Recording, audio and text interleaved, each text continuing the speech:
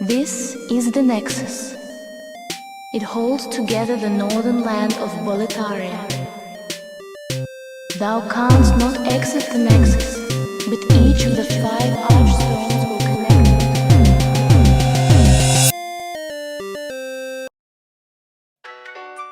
Hi, Richie.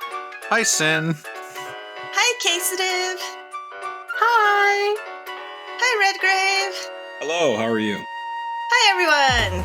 And welcome to our 3-part series called Nexus is a Prison. And right now we're going to talk about Part 2, The Old One and the Maiden in Black. Yay. Hooray. I just had a vision. Go on. Here comes the Maiden in Black. I'm sorry?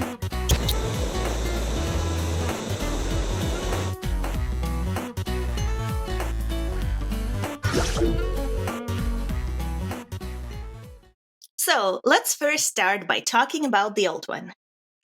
Okay, there's a lot to talk about there. But... Yeah. Big old evil tree. Well, evil is a bit of a leap. So, Theomony, could you tell us about The Old One's general appearance? It's a tree.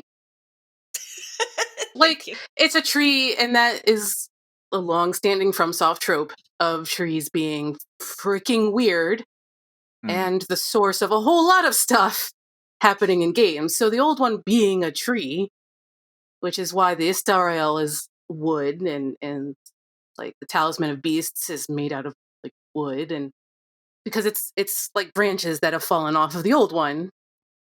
The Old One is a tree. Just like how in Shadow Tower you're in a tree, how the first Kingsfield boss turns himself into a tree, and how everybody in Dark Souls ends up becoming a tree and there's trees everywhere. It's a long-standing FromSoft trope. The Old One is a tree. It is a tree, yes, but like the Souls games and excluding Bloodborne, which doesn't have it as much, but Demons and the 3 Dark Souls games have a lot of Nordic influence, like a significant amount of Nordic influence in them. And the idea of the world tree, which, as Theomony mentioned, is something that FromSoft does a lot, is very evident in Demon Souls in particular. Like to the point where there's like tree motifs on a lot of things, and the idea of God creating a tree that connects mankind to the realm of magic is very much in line with like Yggdrasil and that sort of thing. To explain a bit more about FromSoft's use of trees generally, it departs a lot from the Nordic influence you mentioned. It's the reason why the first Kingsfield boss turns himself into a tree is because he is sucking the life force out of Earth and using it to fuel his magic to use against your person. The Shadow Tower Abyss spaceship tree is like growing upside down because the sun, which is another FromSoft trope they love using here and there, burns its leaves off. There's a lot... The FromSoft use of a tree isn't as much a connection as it is used in Sekiro, because Sekiro uses very specific Japanese mythoses. But sucking the life force out of Earth is usually the center of that FromSoft trope. Like, there isn't a whole... Like, it's not so much a bridge as it is in, so a Sekiro or a Nordic mythology, but like trees suck that life force out. And that's a long-standing trope in how they use the tree motif in most of their games. Well, but also FromSoft is not a monolith, and it's did we lose Sinclair? I wondered why it was so quiet. Hi. Are we good to keep going? Yeah, it'll keep recording. Yeah, we're good. But is Richie still here? Yes. Yeah? Can you hear Richard? I can hear you fine. Can you hear Richardson? Oh no, I still can't hear Richie. Wow, you two still can't hear each other, eh? It's not so different from normal. Oh dear.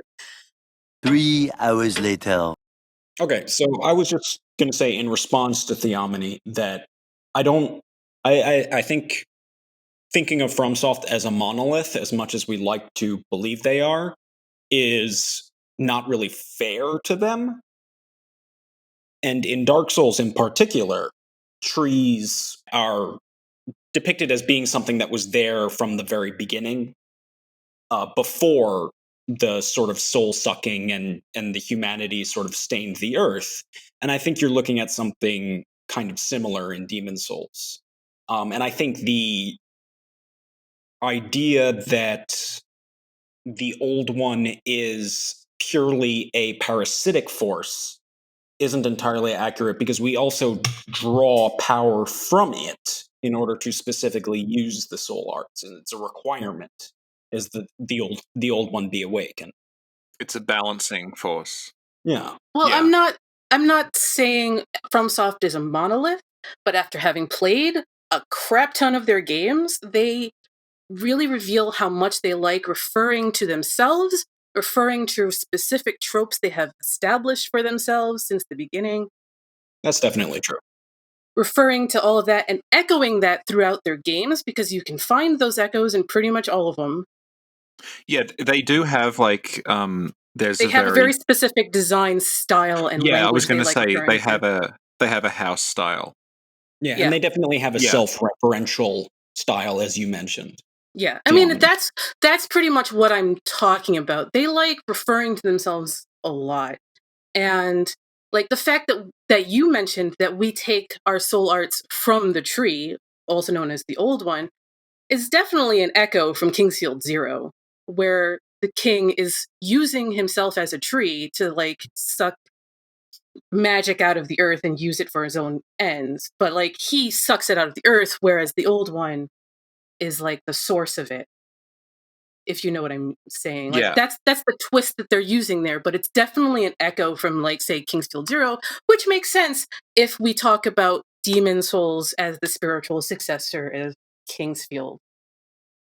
Initially, yeah, it got less so after Miyazaki came on board, but initially it was very much like we're going to make a third person Kingsfield. Well, let's talk about let's back up a little bit.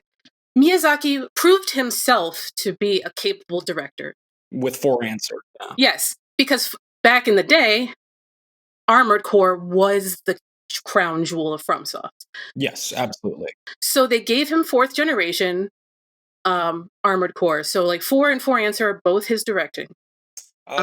Is 4 his? I thought believe No, I 4 think it's just 4 answer. I'd I have to believe double It check. could, 4 Answer yeah, I know is 4 Answer 4 for Answer is sure. his directorial debut. Right. So like 4th generation is basically his. Yeah. But yeah, Armored Core is it was the crown jewel. Now, Yeah. let's back up a little further back to Kingsfield 4. Shinichiro Nishida, who still works for FromSoft, by the way, was the executive producer of Kingsfield 4. And there is a interview on the Age Tech website, which you have to use the Wayback Machine to get.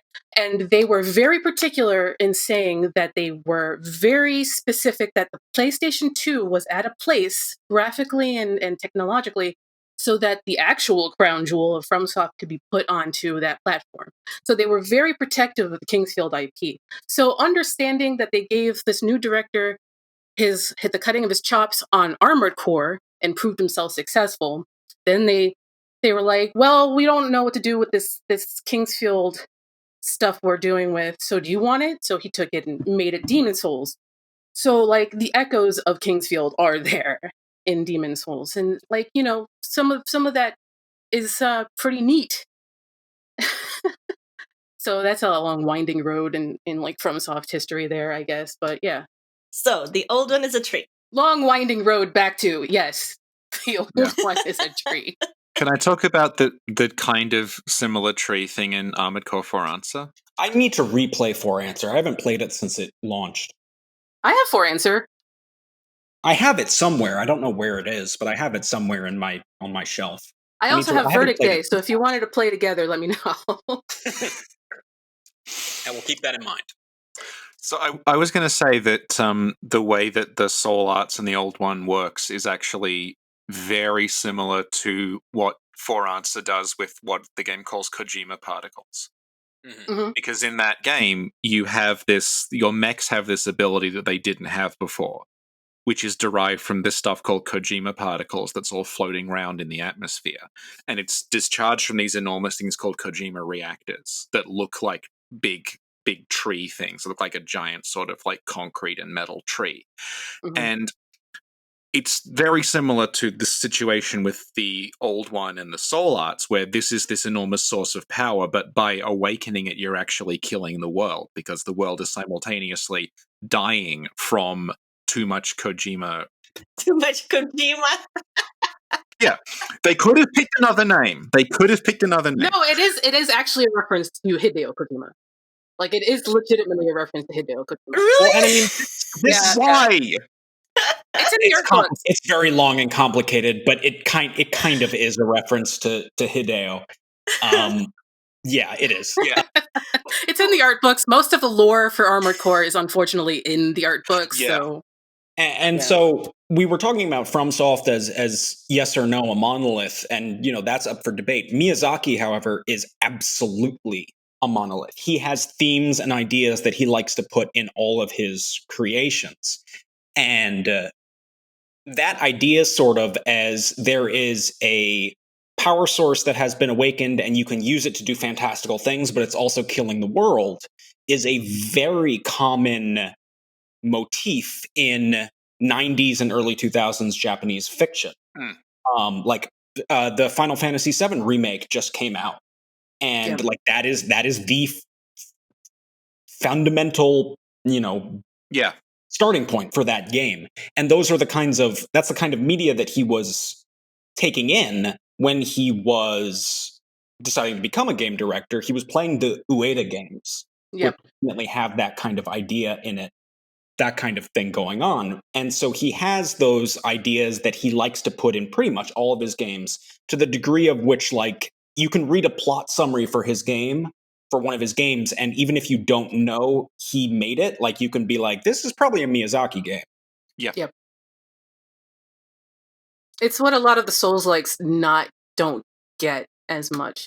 Well, get relative, but because like that's particular to his taste. But like, you look at everything going on in Sekiro, and it oozes with Miyazaki's influence all over it, from things flowing downwards into like, sinking filth, and then like, the writhing vermin spewing forth from the infected and corrupted people. It's incredibly dripping with Miyazaki's influence. Yeah. Yeah. Although I think Miyazaki like loves some of the old FromSoft games too. Yeah, They're so- absolutely. Like Kuan is also stagnation Kuan, and yeah, a lot of- literally that, and it's pre-Miyazaki. It's like Yeah. when Miyazaki was still at Oracle when that came out. And like Ninja Blade as well, that has people turning into monsters because they have centipedes in their bodies. Like, it's Right. Lady Yeah. Fujiwara's neck becomes a literal Yeah. centipede. Like, It's actually kind of fun to go back and play or look at Kuan in a post Dark Souls world and be like, why does this controls exactly like Dark Souls? Like, you have the spell, like the magic system in Dark Souls 1 or in Demon Souls, the magic system is taken pretty much straight out of Kuan, which is kind of interesting. Kuan and Shadow Tower Abyss share the same control style. Does it? Yes. Yeah, I haven't played Shadow Tower Abyss. Shadow Tower Abyss is default is the Kingsfield controls, but Type 4 and 4 inverted are the Souls controls. Gotcha. Yeah. Cool. Thank you.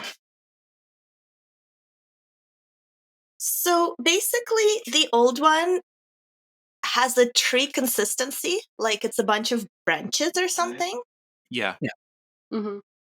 and it seems to be hollow on the inside. Yes. Yes. It is. Yeah. Why? Can you be more specific? Because it's like just a big sucking thing. So you can just walk, like, you could walk inside like a whale's mouth if you wanted. It's just like, it's really big. Yeah, because I mean, in addition to being a tree, it's also an animal, right? Yeah. It's like a whale. It's like a Yeah. Because at some point we find King Allant living inside it. As a bug, by the way. Whatever he's become, yeah, in a manner very similar to what they do later on with Bed of Chaos. Yeah. Yeah. And Casitive, is it You're the Shadow Tower person, so is it the first Shadow Tower where it's like a very similar ending with the king has like melted into this weird blob man? Shadow Tower and Shadow Tower Abyss are not in the same continuity. So Abyss is kind of like a reboot. So I know Abyss way more than I know the original Shadow Tower because Right. I've still got to finish Shadow Tower on my PS3. But like, so it's different in Abyss. The king that they're talking about in the opening cinematics becomes a monster in the Red Sand world, and he tests you. And then Ludufan destroys the spear that is the MacGuffin. In the original Shadow Tower, the MacGuffin is a crown. But the tree itself, its heart, in a very Latria moment, is the final boss because it's framed exactly like Latria, and it is framed exactly like the heart of Mensis. So like it's two different final bosses in Abyss. So like the king you're talking about becomes a monster who tests you because power is like a theme, and how power is deified is a theme in Abyss. So it's a little bit different. So, Theomony, you mentioned that King Allant is living in the Old One as a bug? Yeah, he's a bug. He's kind of like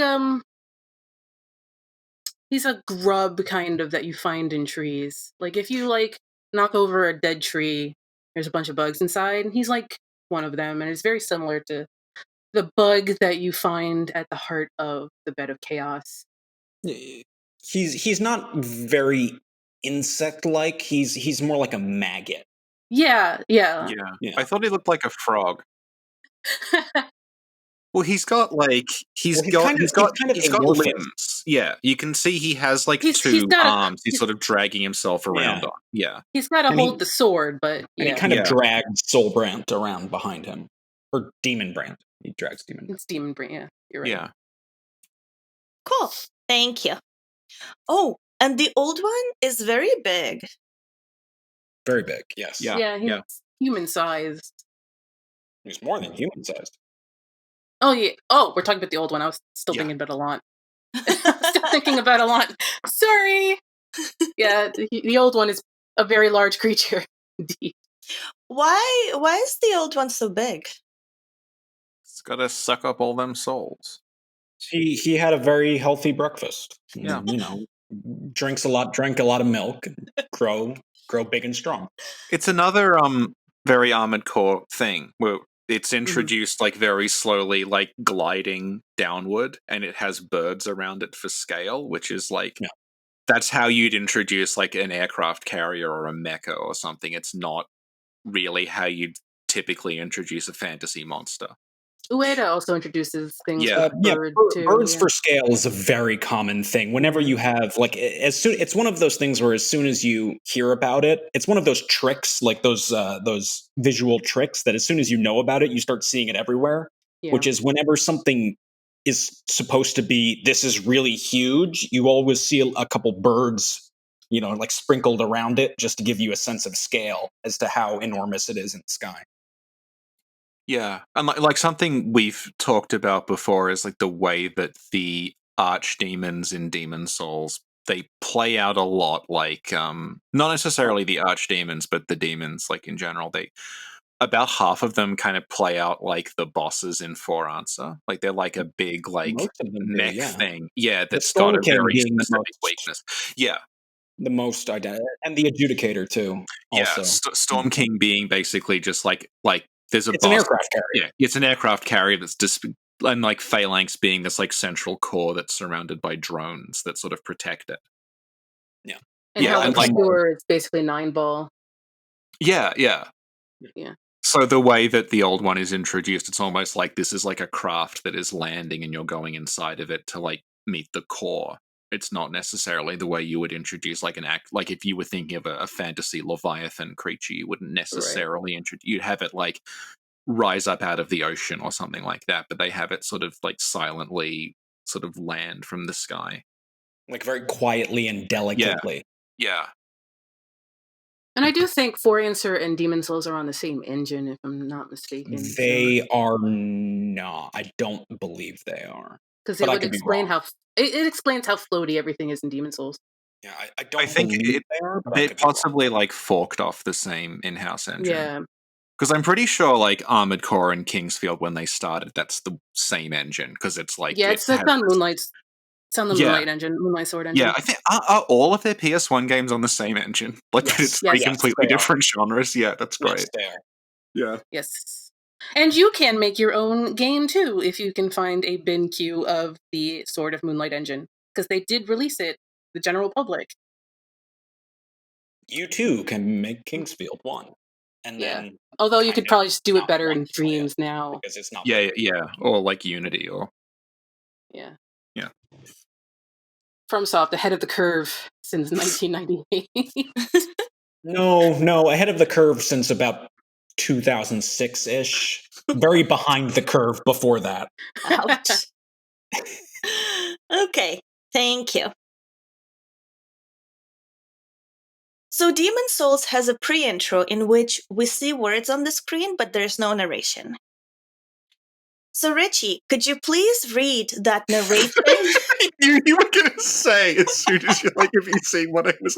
Richie, can you please read? And then it'll be some. Yeah. Oh. I'd like to point out as well that, like, not 24 hours ago, I was recording Demon Souls narration for someone else. Oh yeah, for the Vati contest? Yeah, because a guy, Shadowfang, who won one of our art contests, he's entering Vardy's Demon Souls art contest, and he wanted me to do his trailer narration for him, so... Okay. So could you please read the highlighted text I sent you in your best pirate voice? You love the pirate voice, don't you? Pirate voice? People love the pirate voice. What is the pirate voice? I haven't heard the pirate voice. Yar! Oh, Lord have mercy. Oh boy. On the first day, man was granted a soul and with it clarity.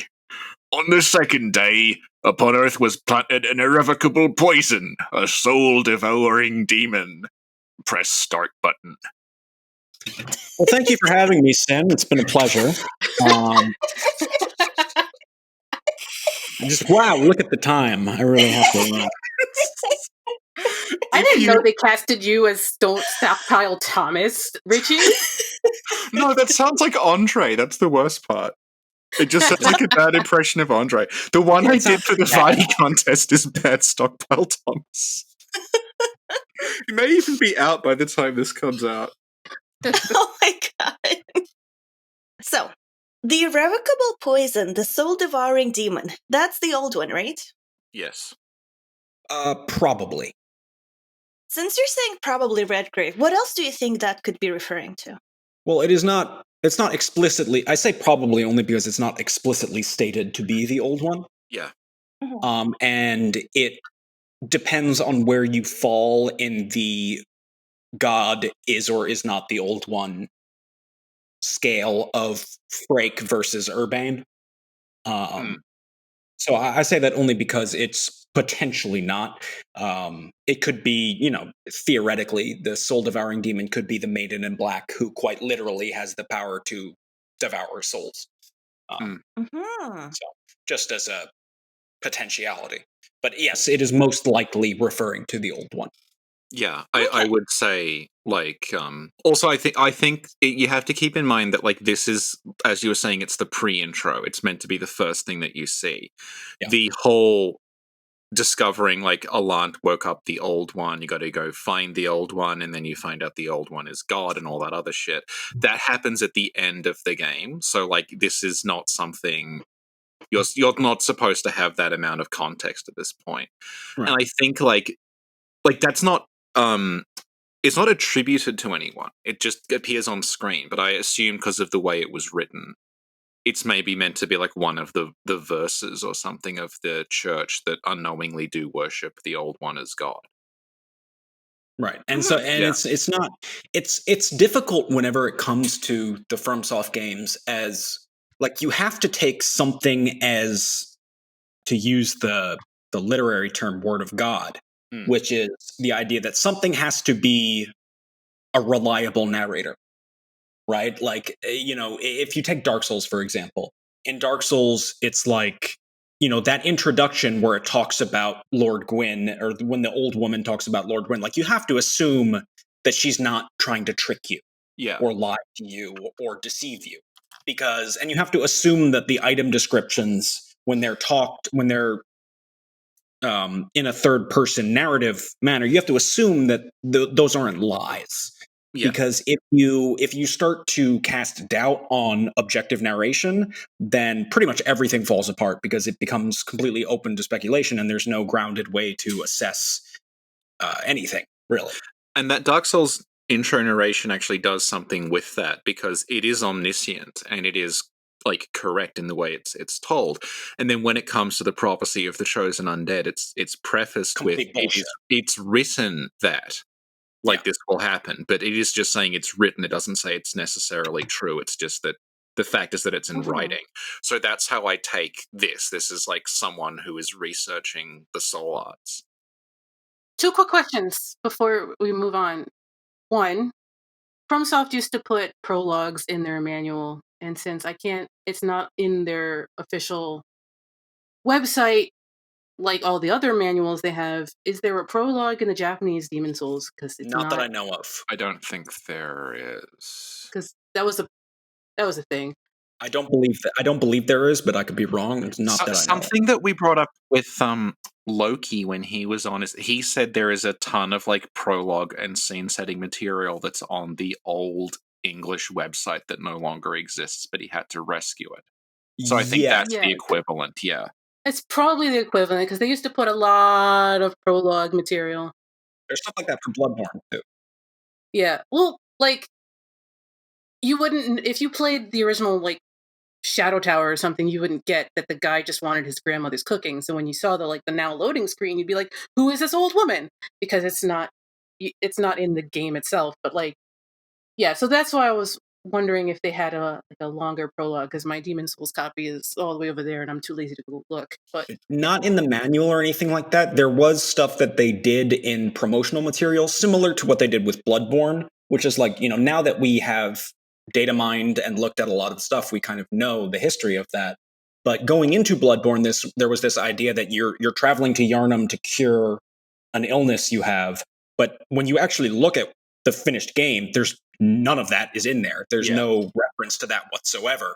But it's just something everyone knows because it was like on Bloodborne.com or whatever. I forget. Miyazaki even said that in an interview before it came out that was the plot. Yeah. Right.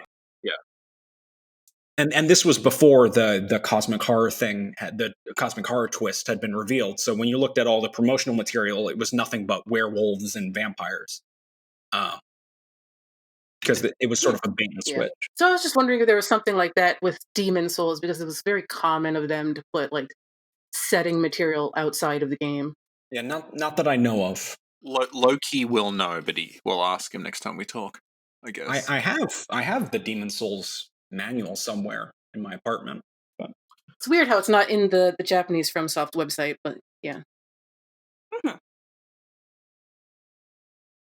So some believe that the Old One is literally God, and some believe that God put the Old One on Earth. Right. So King Allant says that God created the Old One, and the idea that on the first day man was granted a soul, and with it clarity, on the second day upon Earth was placed an irrevocable poison, aka the Old One, are two things that conflict with Frake's assertion that the Old One is God. And the Talisman of Beasts, which Theomony mentioned earlier as being a branch of the Old One, states that the symbol of the church and the Old One are one and the same. A lot of people have taken this to make the conclusion that there is no God in Demon Souls, and that the God everyone is talking about has just been the Old One all along. I think that's probably the most boring interpretation, and I don't mean that critically of people who believe it, but the idea that Frake is right, Urbane is wrong, is a very nihilistic view that the other games don't really have. in that, like when it comes to is Frampt right, is Koth right? Well, they're both kind of assholes, and it kind of conflicts with thematically, and I just find it to be kind of the most boring interpretation is that there is no God. God, the Old One is God. Sage Frake is right. Saint Urbane is wrong. I find that personally to be uninteresting.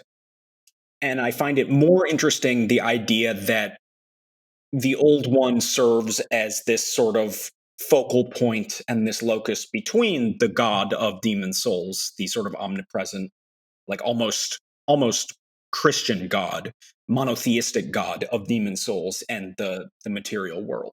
Let me ask a quick question, because I referenced this earlier as a thing I'm working on with regards to Shadow Tower Abyss, but let's put it to a Demon Souls context, because it seems to have followed the same sort of thematic thoroughway, although I think Demon Souls comes to separate conclusions. Power as the route to deification.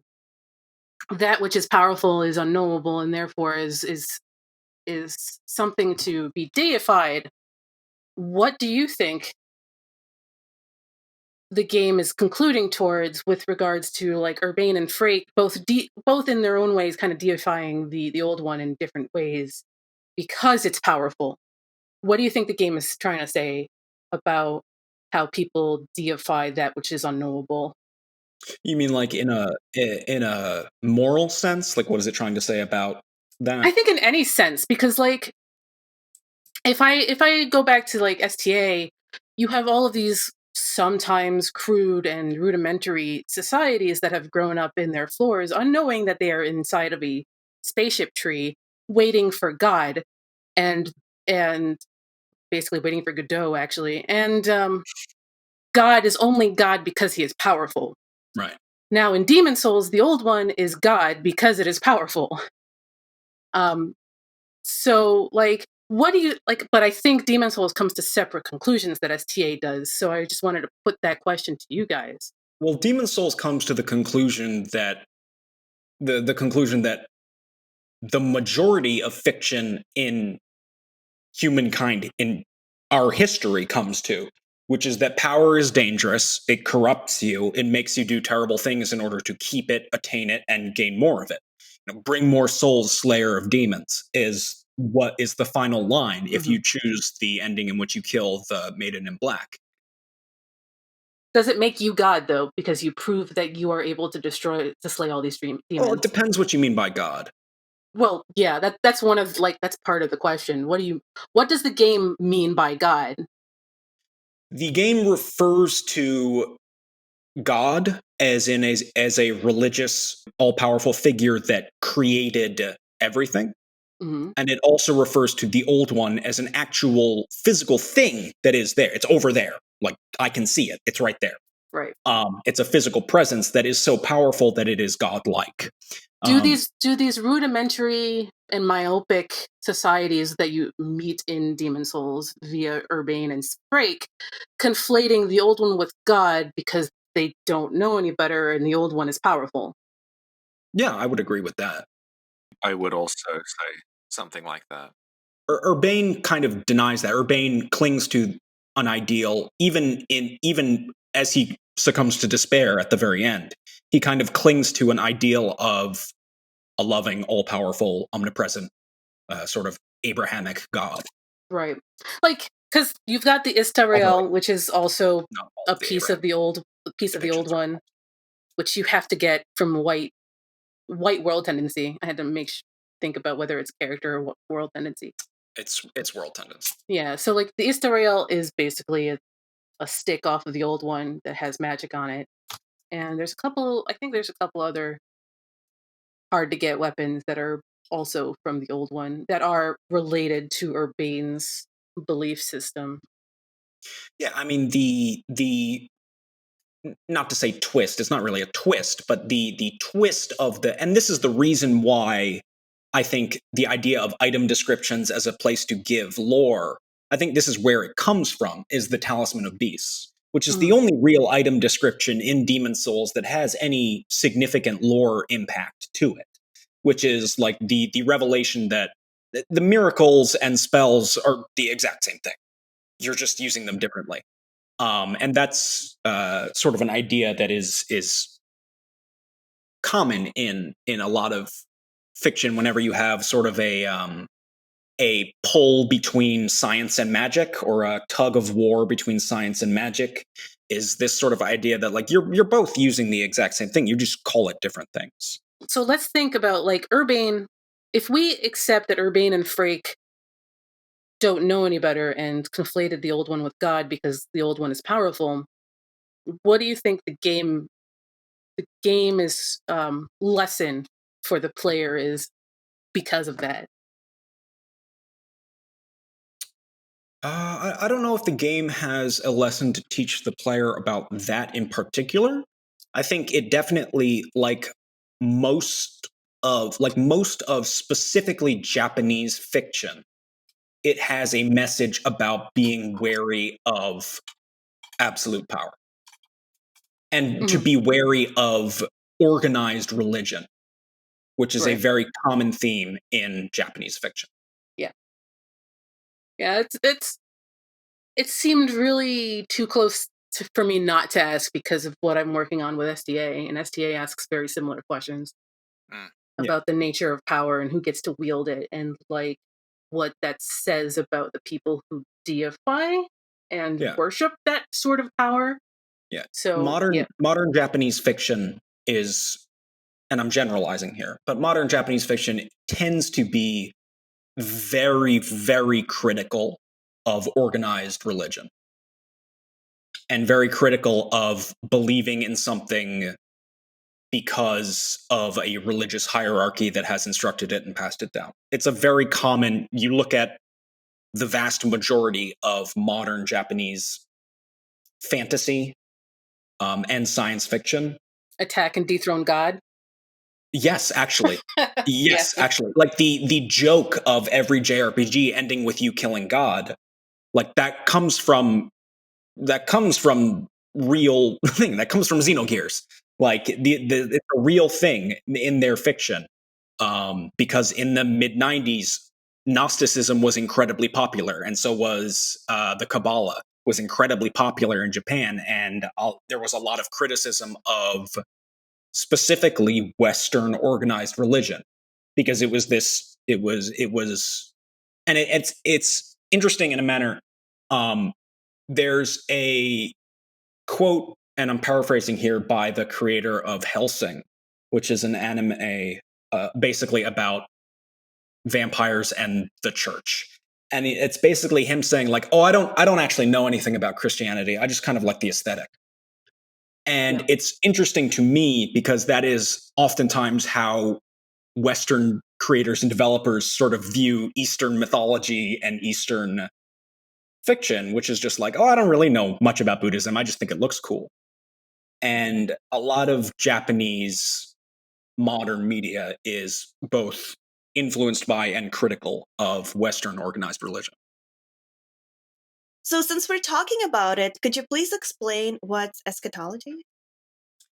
Eschatology is the branch of theology, or the not branch of theology, but the component of theology meaning study of religion, study of spirituality, that is concerned with the end of the world, or Judgment Day, the apocalypse, anything having to do with the end times is under the umbrella of eschatology.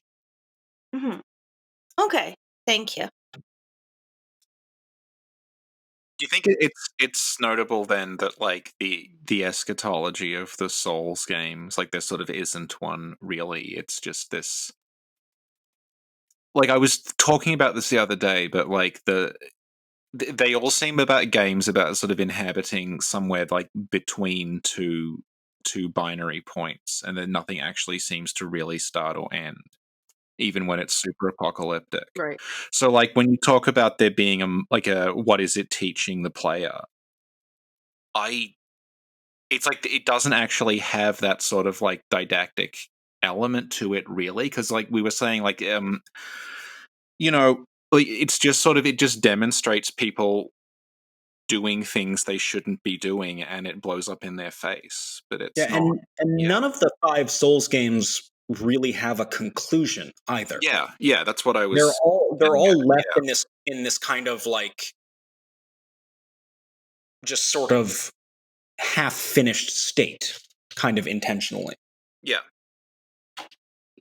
So I think, like, getting back to the question of like God within this universe, is that something that I was getting at when I talked about like eschatology and the Souls games, is that when we think of like the way that's written at the beginning, like on the first day, on the second day, and everything, that makes it sound like it's written as though that's actually the absolute beginning of everything, like the Book of Genesis stuff. Yeah. But then if you actually look at the way that it's pretty much taken word for word from the Book of Genesis. Yeah, and even the way it's described is almost like, you've taken the apple of knowledge, you now have this knowledge, and that's led to this sin. That's the same.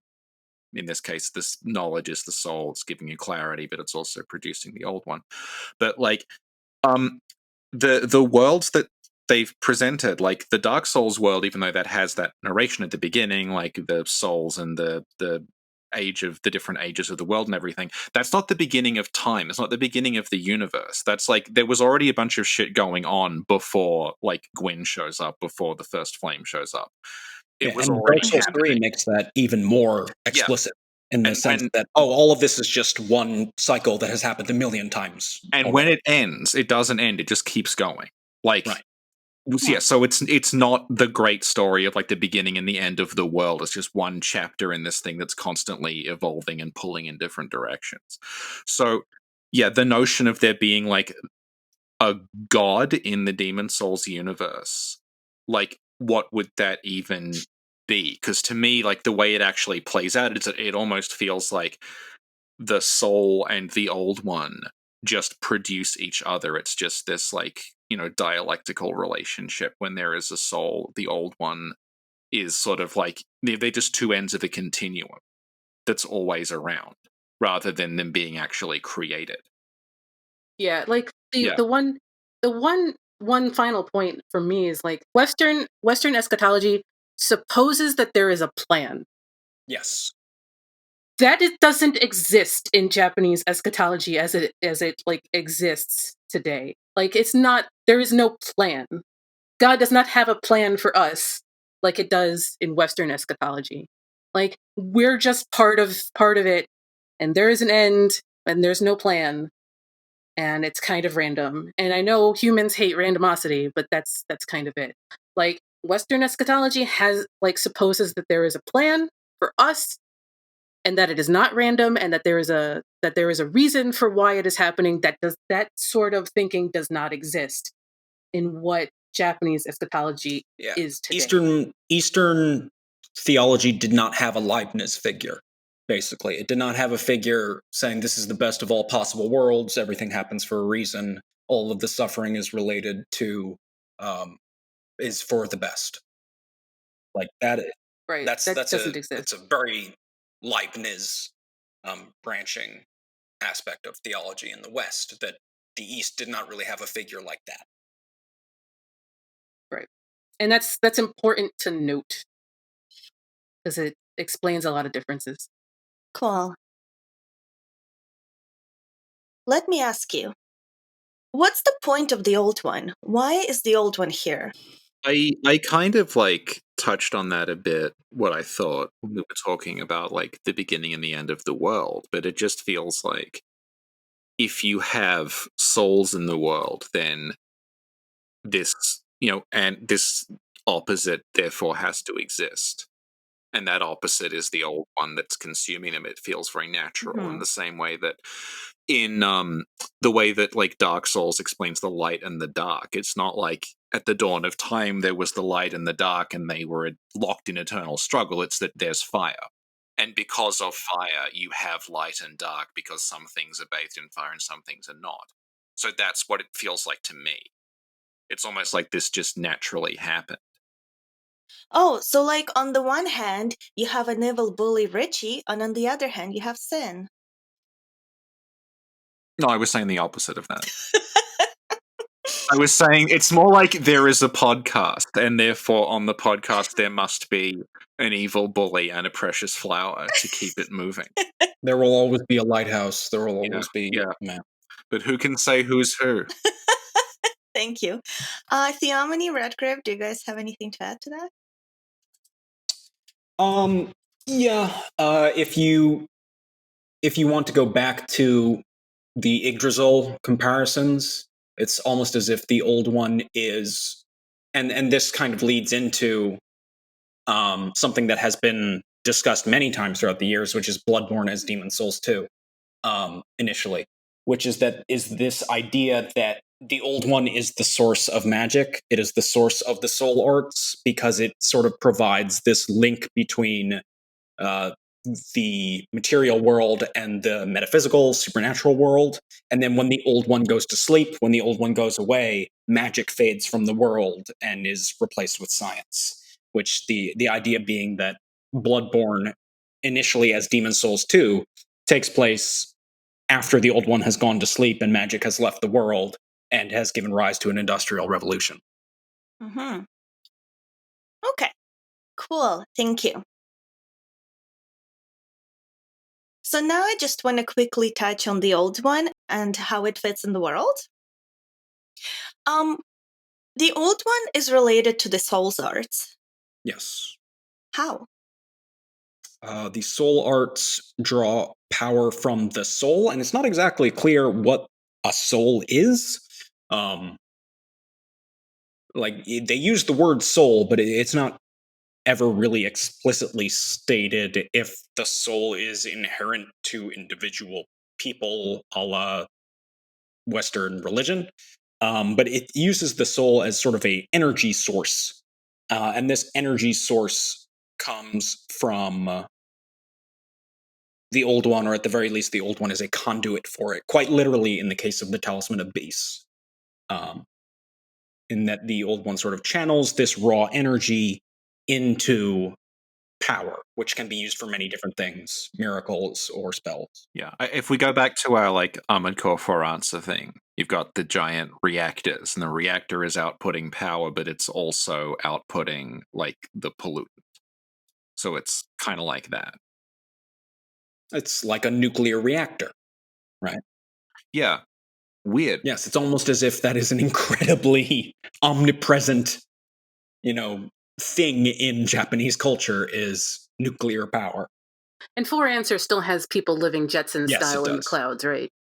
Yeah, but it does that thing where the people living in the clouds are living in the clouds because of all the because of the thing that is destroying the world. Like they're all interrelated concepts. And I mean, I was going to talk about this before, but like kind of like how Demon Souls has the different endings. In 4 Answer, you can also you can protect those reactors, but it ends up like poisoning everyone.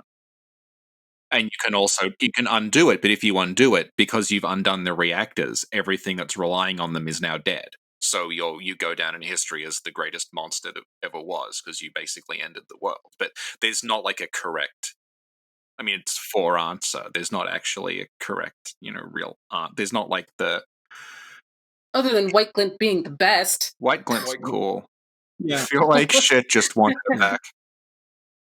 Yeah. Cool. Thank you. And we talked about demons in detail in part 1 of Nexus is a Prison. So for more details, I'd recommend watching the first part. But could you tell me, how is the old one and demons related? The demons kind of act as servants of the old one, but that's servants kind of, not literally, but the demons kind of arise as a consequence of the soul arts, is sort of how it's depicted, because it's never really, what a demon is never really gone into in detail. But basically, as the soul arts return and as people start using them, the demons can kind of be seen as part of the pollution that is created as a result of people tapping into the soul arts. Yeah, we talked about this like the first time where like some of the demons are things that are from myth and from memory that are sort of created, like the boundary between, the real world and the world of the mind sort of breaks down and these things become corporeal. But also we talked about they make it very obvious, at least in Boletaria, that the three bosses, the knights, the lead iron silver demons that you fight, those are the three heroes of Boletaria.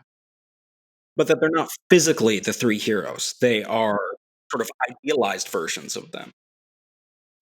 Well, that's one way of looking at it, but like I think they like literally corporeally physically are them, and they've just mutated into these monsters. Maybe. And that's why in 1.4 you meet the three red phantoms, because you killed their bodies, so now their souls are back, and the souls are defending, because you don't actually see the it's very confusing. Like we talked about this like a few times. But also here. in 2.2, you find the body of the Big M, and then you find the Flame Lurker as two separate entities. And in 3.2, or not 3.2, in 4.2, you find the old hero, and you fight the old hero. His literally corpse buried, is still there, buried in the wall. Yeah. So I imagine that.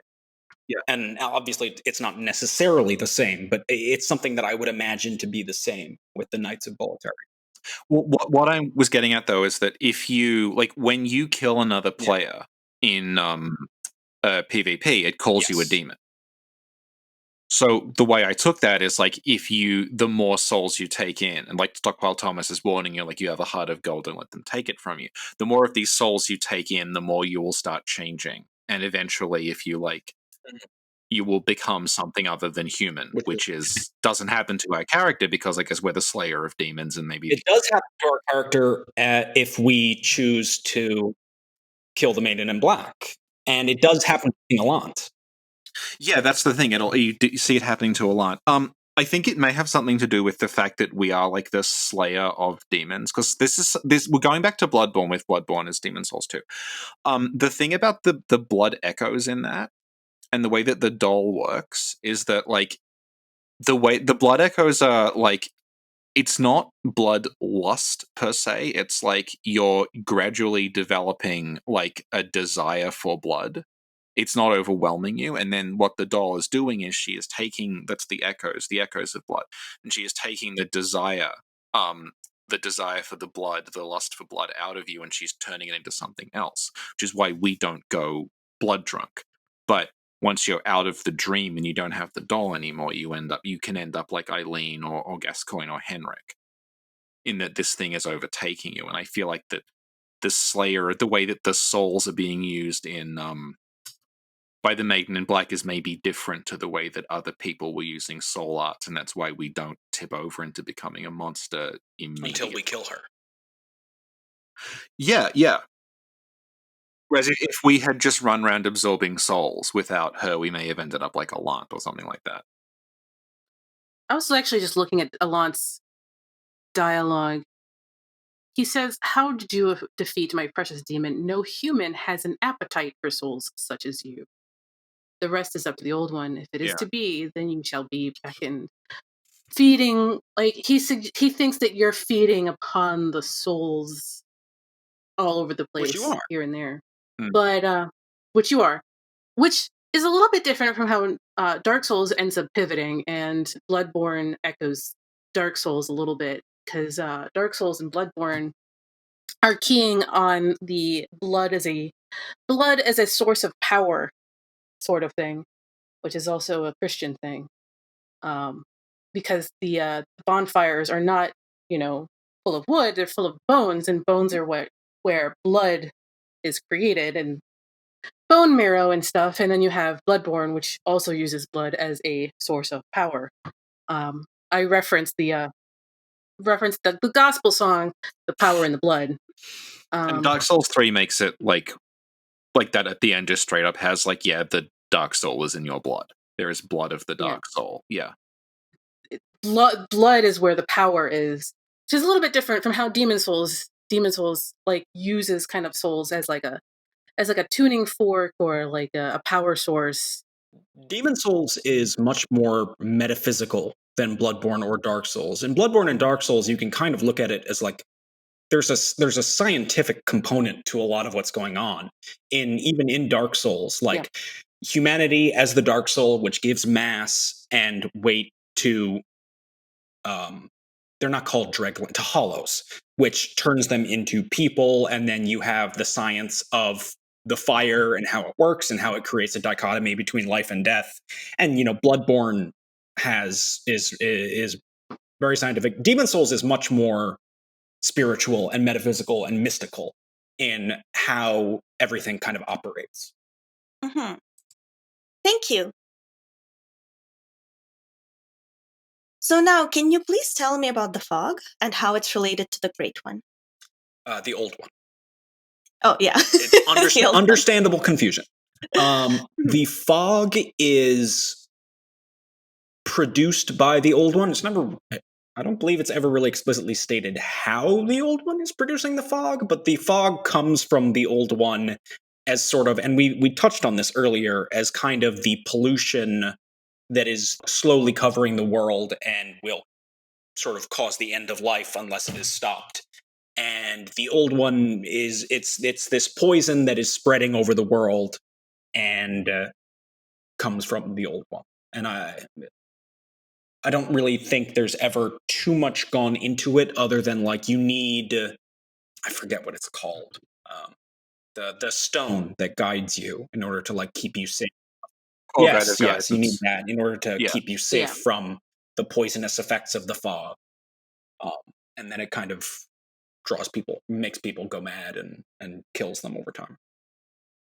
It's similar, I guess, to the Red Moon in Bloodborne, where like the boundary between the worlds is blurring. And that's like, it's like parts of the land are vanishing, and you also get this thing was a story or a memory or something that is dead, but it's back again because our the binaries about like real and not real and living and dead are starting to fade away. Space and time no longer, and it shows its Lovecraftian influence, and that time is no longer time in Lordran is convoluted, like that kind of thing is going on now. And sort of the boundaries of reality and our concepts of how space and time work are sort of fading away.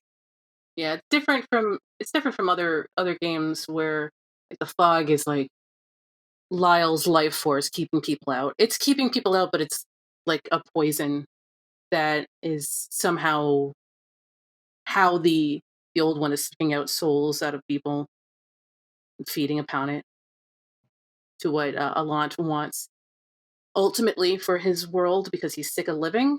But yeah. Mm-hmm. Cool. Thank you. Currently, the Old One is under the Nexus. Why is that?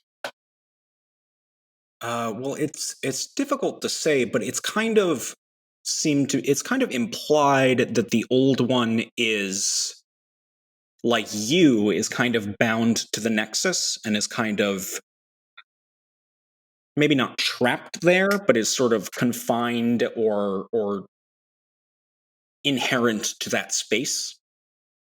And it's kind of a Sword of Damocles reference. It's very literal. Yeah. To the extent of which a sword literally falls down at the end. Yeah. But yeah, the idea of it's there to contain something. This is because of the contest entry that I was helping out, discussing stuff with. But one thing that we realized and neither of us had noticed before is that the northern area, which sort of implied the Nexus is, that's where the barbarians are. And if you play as a barbarian, you actually start with soul remains in your inventory, which none of the other classes do. So it's almost like there's just stagnant, remains of souls floating around that area. Mm-hmm. I couldn't tell you for the life of me where it is, but there's something that states or implies that the Nexus is in the northern region. I don't remember what it is. I think you mentioned Ridio. Yeah, but the other thing that we hit on that's actually really obvious is that Old One's talisman is the talisman of beasts, and we know from data mining that the northern area was the Beastman area. So, like, we started realizing, oh, this was actually all, like, linked up at one point, and we just never got it. The idea of, like, the beasts and the old one, and they're to the north where all the stagnant souls and the barbarians are. And we actually talk about the Nexus, the location, and stuff like that in more detail in the first part of this podcast, as well as in another podcast with Loki that I'll link below. Okay. Cool. So, in terms of the old one being underneath the Nexus, is it trapped there or something? It can seemingly move around because it can be summoned and it appears. It's not like it's not held down like Dragon Goddess or something. It's like down there, but Mm-hmm. it does seem to be it's under there and it's like enthralled at least to the Nexus. It can't seemingly live. I mean, if it could, well, the other possibility is it just lives there and it doesn't need to leave because all it has to do is just suck in souls all day. It's like an anemone. It just affixes itself to something and sucks in souls, and you can go find it. Here's a crazy thought. Because I'm known for my crazy thoughts, I guess. Thrones and crowns are a fascination for FromSoft. What if the crown for the old one is the Nexus, which also makes the sort of Damocles reference that is making visually actually more prescient? Above where seated in his power saw conquest depicted in his power, there was the sharpened sword above his head that hung there by the thinnest simple thread. Chaucer, Illinois, 2026-2030. So, like, where the Nexus is the old one, and you can't separate the two because the Nexus is essentially, like, the building of the Nexus is essentially the old one's crown. Well, that's cool. Yeah, which kind of gets back to the whole, like, it's not like these are these forces that are fighting each other. It's just like if there are souls, there must be an old one, and there must be something, there must be a Nexus that contains the old one. It's just like these things are all interconnected. But we did talk about, like, with Loki that it sort of looks like the Nexus, by which we mean like the temple area that we visit, maybe not the actual like the area around the Nexus might be important for some other reason. But the temple itself looks like that might be left over from the previous time this all happened. Mm-hmm. But then, like, you can just, I mean, it's possible that, like, they woke up the monumental, so there's probably another temple there at that point that was also, and they've just built another one, or they've, like, refurbished it or something. The same way to, like, when you look at Bloodborne, you just have all of these, like, layer upon layer upon layer upon layer of building that just goes up, where, like, the same thing has happened over and over and over again. And then after we beat Bloodborne, this will just happen again, only they'll find the remnants of the Hunter's Nightmare instead of the Lauren Nightmare, and it'll just keep happening. Mm-hmm. Thank you. So, one last thing. They talk about lulling the old one back to sleep instead of, like, destroying it. How come? Well, the old one is never... It's not really a malicious force. It's never really depicted as being something that is cackling maniacally as it plots to destroy the world. It's more of just this entity that exists and will destroy all of humanity. And Saint Urbain refers to the voice as that of a howling child, and then the Maiden in Black sort of soothes it and talks to it as if it's kind of just sort of a weak animal, because it's not really a malevolent force. It's just this thing. It's an animal that is doing what animals do. It eats and it sleeps. Well, it's a tree. Well, yes, it's a tree, but it's a tree whale. No, but I think this is like, it's a tree, but like that's kind of a good way of looking at it, because what trees are in the real world is like they just feed, but then they take in carbon dioxide, they spit out oxygen. They don't like oxygen, but because they spat out oxygen, that's what allowed things to start living on the surface. So it's Right. just, so they didn't mean to do it, but they actually like created kind of life as we know it as a result of just the process that they, and now we're killing the trees. So Aw. Like the Nightmare Newborn. Yeah. Yeah. I mean, like the old one isn't like evil or whatever, and I think that a lot of the lexicon you use in the game is created by the people who don't know any better, which is very similar to a lot of games. Like the tree doesn't give a crap about evil and good; it just feeds. It just wants to feed. Yeah. Well, and it goes back to the Lovecraft influence in what it is, and in the influence of cosmic horror, which is just this idea that like these things don't care about you. You have no comparison to what they are. They are completely alien objects and entities to you. Yeah, they don't have a plan for you because you are not special. Right, just like you don't have a plan for, the mosquito or an ant. Like this is a being that exists on a reality beyond your own. And it ties in with the idea of it being like the thing that consumes souls, because Demon Souls presents the soul as like this is the seat of rationality. It's what makes people people. It's what if you lose your soul, you become like an animal. So what the old one is like it's likened to a tree, which is something that doesn't have any reason because it's a tree, but it's also likened to a child, like a baby, something that hasn't developed a sense of self yet. It's just operating on instinct, Mm-hmm. which I think is Right. very deliberate. Yeah.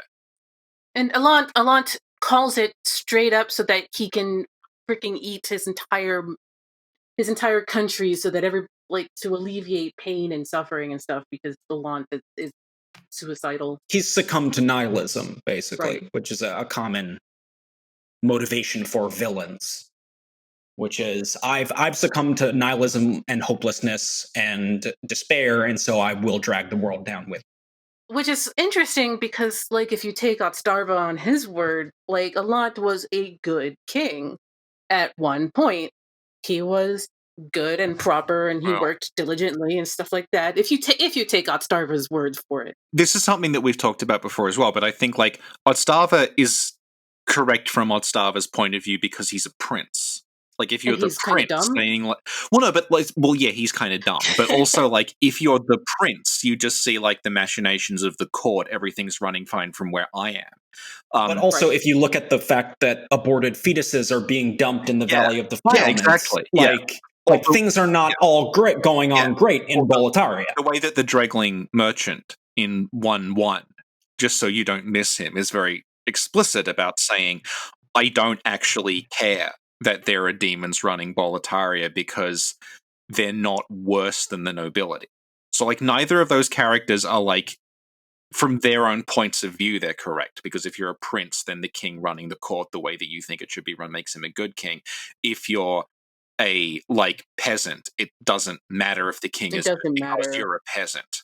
You're treated Yeah. like shit regardless. Right. When you look at the Middle Ages, and when historians and anthropologists look at the peasants of the Middle Ages, there was this very common thing, like the idea of a country and nationalism and pride in one's nation is a very new thing in the modern era. When you were a peasant in the 1200s, one day this was your lord, the next day this guy was your lord. They were the lords, and you didn't care about the politics of your country. You didn't have any kind of national identity. Like all of that was stuff that was irrelevant to you. So when Ostrava, who is a pampered royal prince, who's also kind of an idiot, Also, wearing stupid armor that is unpractical at all and makes him stand out like a sore thumb. yeah, and he's wearing and he's using ceremonial weapons and shields that are replicas of things because he's a gilded prince. So when you have his point of view that like, yes, these were the politics, and I went to Latria to study under the queen, it's like the peasant, the Dreglings don't care. you know and the Dregling merchant goes as far as to say, like, what's the difference? My life is exactly the same. Mhm. Thank you. So, thank you very much, everyone. And now we can move on to the Maiden in Black. So we meet the Maiden in Black in the Nexus, and she's the one that resurrects us basically after we die to either the Vanguard or the Dragon God. And she wears a cute black dress, a cape, some jewelry. She has a staff, bare feet, and there's also wax on her eyes. Do you have any theories why there's wax on her eyes? It seems to be more symbolic, which is that like she is a bound woman. She has been blinded. She is sort of, and she states that she's always been here. Like when you like, and the implication is that like you never hear your character talk, but when you have dialogue with characters, they talk to you as if you're having a conversation with them. And so the idea is that like you are asking the Maiden in Black about herself, and she's like, I've always been here. I don't know what you mean by what was I doing before I came to the Nexus. It's like no, this is where I am. And so she is the candle maiden, and so candles and wax on the eyes, and there's kind of a motif there of blinding oneself, covering one's eyes in a way similar that they do again in Bloodborne, and they do again explicitly with wax. They do again in Dark Souls 3. Yeah. I have a couple of thoughts about it. One, her eyes are blinded so that she isn't distracted. Her third eye, well, the third eye, isn't distracted from physical reality vision. That's one. Second one is she's the Candle Maiden, as Redgrave pointed out. And if we go with the idea that of mine that light is time in Dark Souls, that she is separated from light in a way that keeps her everlasting, even though she basically holds time in her hand via the candles. So there's two thoughts about it. Choose your own adventure. Cool. Thank you. And we know that the Maiden in Black is like one of the oldest, more powerful demons. Do we know how or why she became a demon? No. No. Cool.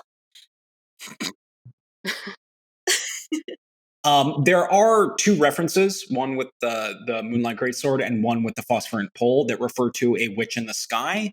Some people link that, and they believe that the witch in the sky is the Maiden in Black, and that Lord Ridiel, who was I think we talked about this when we did the Tower of Latria, but like he was kind of depicted as having been like a trickster prince or something like that, and that he had an adventure where he went and he stole a magic staff from a witch in the sky. And some people have linked that, but I don't know if I don't personally think there's any real connection between the Maiden in Black and the mythological witch in the sky. Yeah, I mean the idea is that Ridiel's an adventurer. He's little Allant. What he steals from the witch in the sky is a phosphorescent pole, kind of like the Maiden in Black has.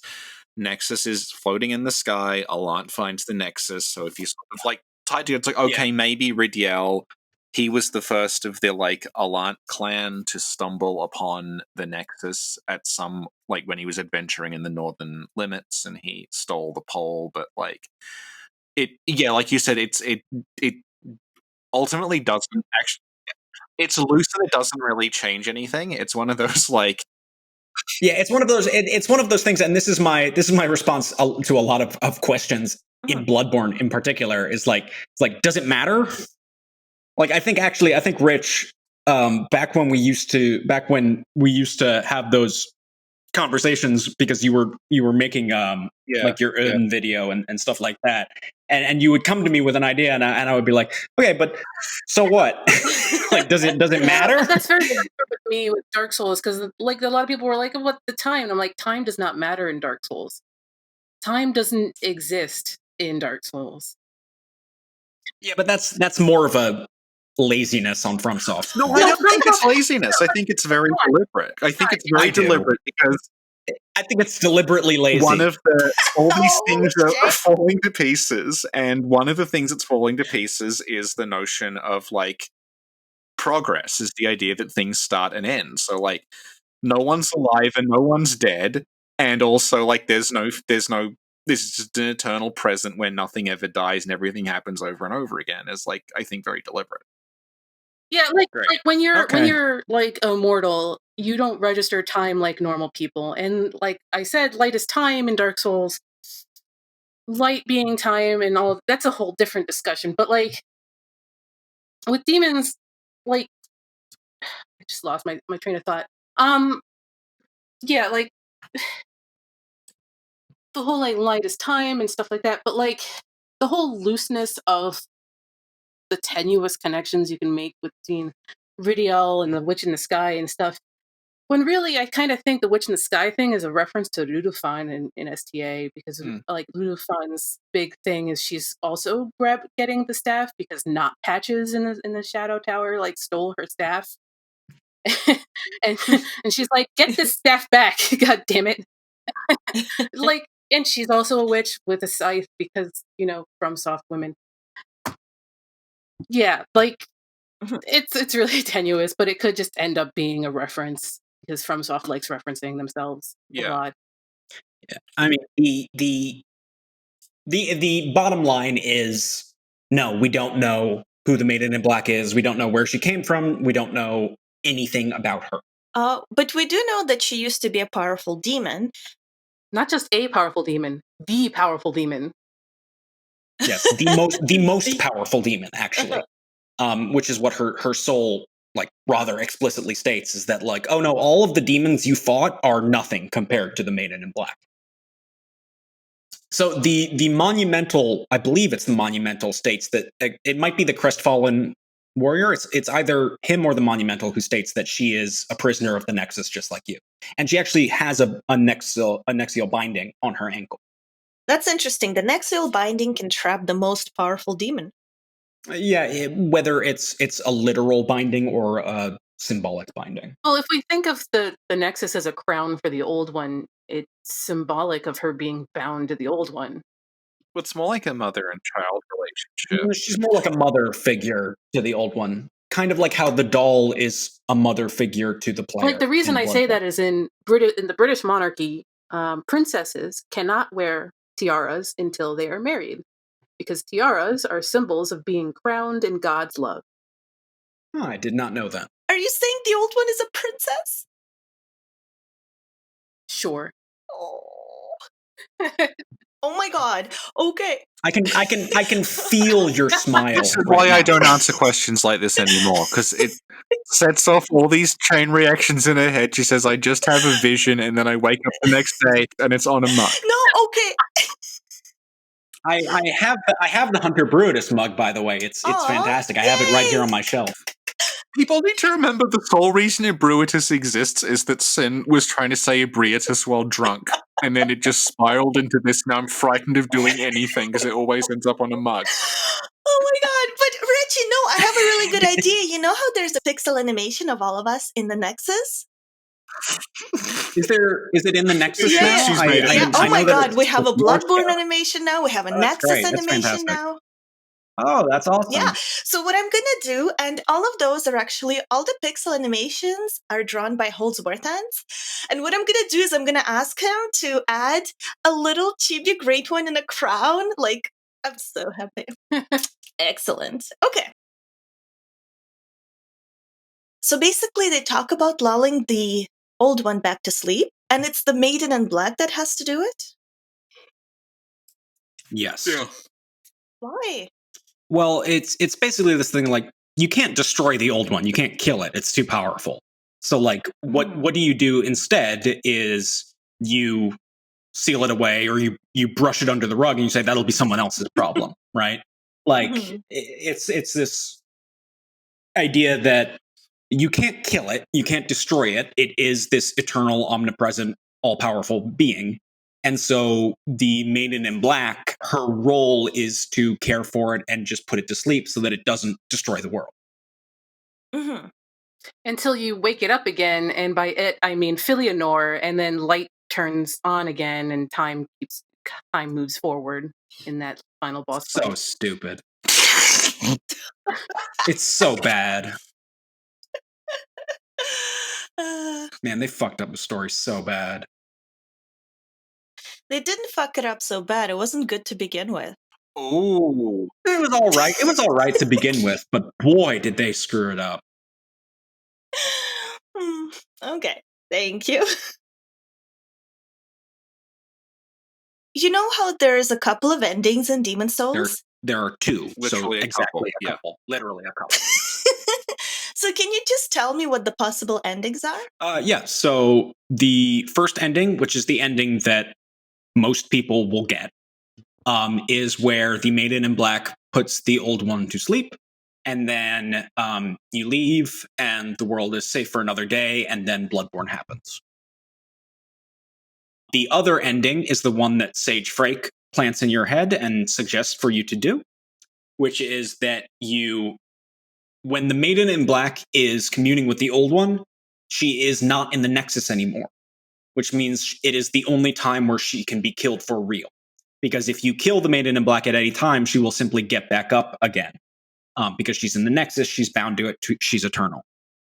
And if you kill the Maiden in Black, the implication is that you become the Old One's new arbiter, the new archdemon, and then you bring an end to the world. Cool, thank you. So finally, let me ask you, based on everything we talked about here today, what is the relationship between the Old One and the Maiden in Black? Well, it's hard to say because there's very, very little given about the Maiden in Black. There's more information given about the Old One than there is about the Maiden in Black. But they're very much presented as sort of a mother and child relationship, not literally, as in the Old One is not literally the Maiden in Black's child, but in the sense that she is a mother figure for it. So it's possible that this has to do with the first Scourge. It's also possible that the statue in the Nexus is a statue of the Maiden in Black, but we don't know because we can't see her face. And so the exact relationship is never said. I mentioned this very early on, but there's kind of a fringe theory or a sort of a side theory that if the Old One is God, and on the first day man was granted a soul, and on the second day a soul-devouring demon was placed, the Maiden in Black being quite literally a soul-devouring demon, is that she is the demon and the arbiter of the Old One that is God. So that is kind of a possible idea that's kind of interesting to think about. There's no real evidence to support it, but it's an interesting idea.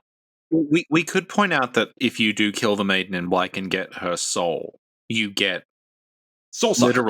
a literal soul bell that lets you devour souls. It's what Allant. Yes. It's what Allant does to you in the boss fight. Yes, And, he levels you down, yeah, which is a hilariously sadistic mechanic that they have never brought back. Yeah, and Mephistopheles can also do it, which I didn't realize until I was researching her. But Are you sure about that? she has a very limited number of times, but she can like soul sucker you, I think 2 or 3 times per fight. But you have to let her though. Like it's difficult to actually. Oh, yes, because that is one of the ways that people leveled down for PvP back in the day. I remember now, because back in the day, PvP was typically done around 75 to 100. Yeah. And so one of the things you would do is you would play through the game normally to get your scraping spear, and then you would level yourself down with Mephistopheles. Yeah, level draining and the scraping spear never brought back again. So I was not the asshole in 3-2 with the scraping spear, but but it was hilarious every time. Like hilariously evil. Oh, the fucking scraping spear. Well, can't wait to see that come back again. I can't wait to use the Morion blade and the clever rat ring to one-shot people with Northern Regalia. I can't wait to dupe all my souls and be totally OP. I hope that they bring back the JPEG of the cat. That was The Nexus is a Prison, episode 2 of 3. which we covered the Maiden in Black and the Old One, with our very special guests Redgrave and Theology. Hi, thank you for having me. It's a pleasure, as always. Theomony, can you tell us where people can find you on social media? There's a few different places at Angel No Moon on Medium and Twitter, at u/Casitive on YouTube. Theomony pretty much everywhere else. You can find my Discord pinned on my Twitter account if you want to join me ranting about trees, the sun, and maybe even the moon. Aw. Thank you. And Redgrave, can you tell us where people can find you on social media? Sure, if you want to find my Bloodborne stuff, you can pretty much just Google Redgrave Bloodborne, and you'll find pretty much everything there is, no problem. I have no current plans for more Bloodborne or Soul stuff in the future, but it's always a possibility. The only real social media I have is Twitter, which is at DMC_Redgrave, and I mostly just post about FGC stuff or about my random thoughts on games. And recently I have been streaming a little bit. So if you like fighting games, then you can find my stream. It's just DMC Redgrave, twitch.tv/DMC Redgrave, where I play Guilty Gear, which is my favorite fighting game franchise. And I've been streaming like twice a week for a couple of hours at a time. So if you are a fighting game fan, you can find me there. Awesome. Thank you. Well, again, thank you so much for coming, both of you. And thanks everyone for listening, and we'll see y'all next time. Bye. Bye-bye. Goodbye. Bye.